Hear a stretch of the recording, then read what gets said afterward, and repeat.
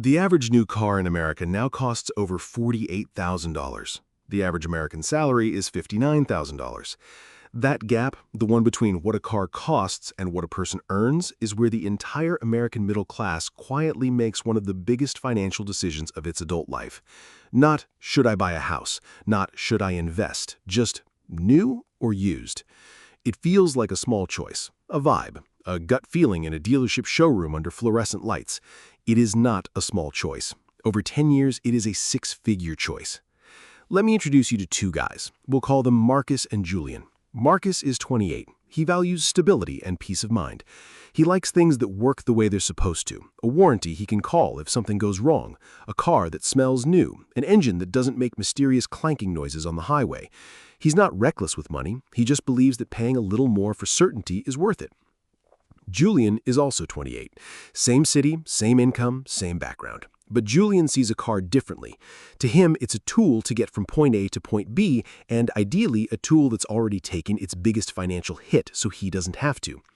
Here's what makes them the perfect comparison. They are financially almost identical. Both make $75,000 a year. Not rich, not poor. Squarely, exactly middle class. Both have spent the last 3 years quietly saving instead of spending, skipping vacations, driving their high school-era cars into the ground, eating leftovers at their desks while co-workers posted beach photos. Both have exactly $30,000 sitting in the bank. Then, in the very same month, both of their old cars die. Marcus's has 190,000 miles and a check engine light that's basically become a personality trait. Julian's transmission just gives up. Same moment, same bank balance, same city. Completely different decisions from here. Marcus walks into a dealership and buys brand new. Julian opens 15 browser tabs of used listings and buys a 3-year-old version of the exact same SUV. This is where their financial lives split. Let's do the math, because the math is where the real story lives. Marcus's new SUV, $42,000 sticker price. He puts $10,000 down and finances $32,000 over 5 years at 6% interest. Monthly payment, $618. Julian's used SUV, same model, 3 years old, 36,000 miles, $26,000. He puts $10,000 down and finances $16,000 over 5 years at 7%. Used car loans always carry a slightly higher rate.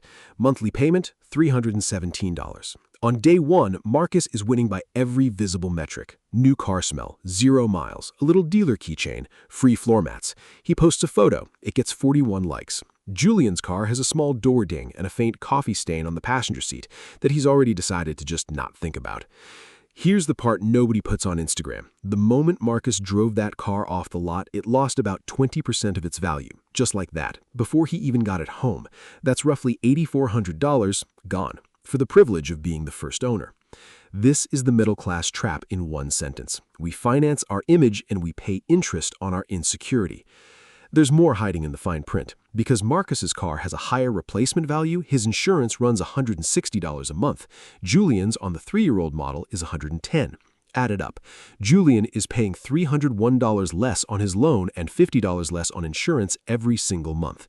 That's $351 a month. Money that for most middle-class families would otherwise just evaporate into gas station snacks and subscription services nobody remembers signing up for. Julian does something almost nobody does. He automates it. Every month, that $351 sweeps straight into a low-cost S&P 500 index fund before he can even see it in his checking account. You don't build wealth with money you see. You build it with money you never let yourself spend. But let's not pretend used cars are magic. In year 2, karma finds Julian. His alternator dies. He watches a YouTube video titled, "Easy 10-minute alternator fix. Anyone can do this." Spends 4 hours covered in grease and finally calls an actual mechanic. $500 later, humbled, slightly burned by a hot engine part, but wiser, Julian's car is running again. This is the part financial influencers conveniently skip. Used cars come with real, unpredictable costs. The trick isn't avoiding them. It's having an emergency fund built for exactly this, instead of reaching for a credit card at 24% interest, which is what nearly 40% of Americans would have to do to cover an unexpected $500 repair. 5 years pass, both loans are finally paid off. This is the moment most people stop doing the math, but it's exactly where the real story is.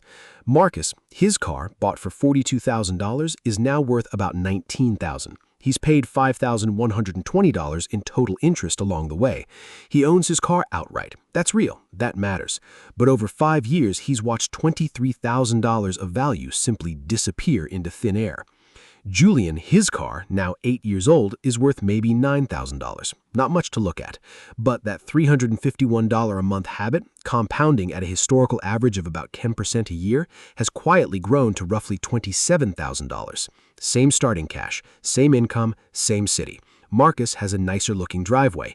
Julian has $17,000 more in actual net worth and a car that still runs perfectly fine. This is the part that stings for a lot of American families. It was never about who worked harder or earned more. It was about where the money was allowed to sit. Here's where the American middle-class car story usually repeats itself.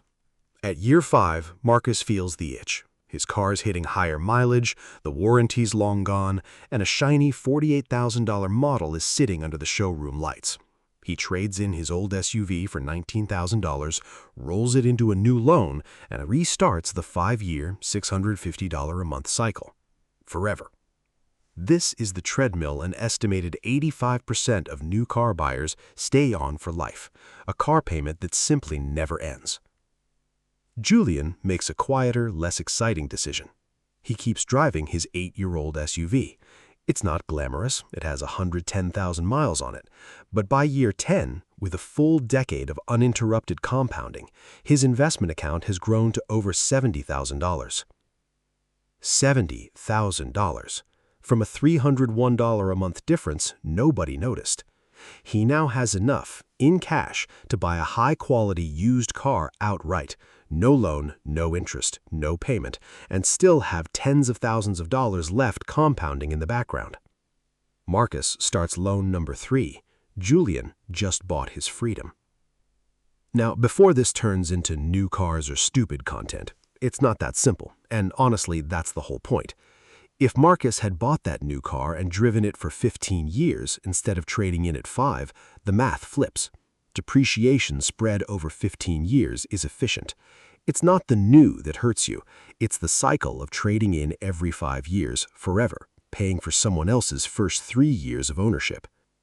And if Julian had taken that $351 a month savings and spent it on takeout, a nicer wardrobe, and impulse Amazon orders instead of investing it, his used car advantage evaporates completely.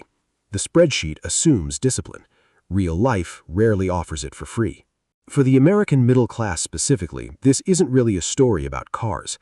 It's a story about what happens to the gap between what you earn and what you spend. The $50, $200, $300 a month that either disappears invisibly or gets pointed, on purpose, somewhere that grows. 10 years from now, your financial security won't be decided by the smell of your dashboard. It'll be decided by whether your money spent that decade losing value in a driveway or quietly compounding while you weren't watching. Because the car was never really the decision.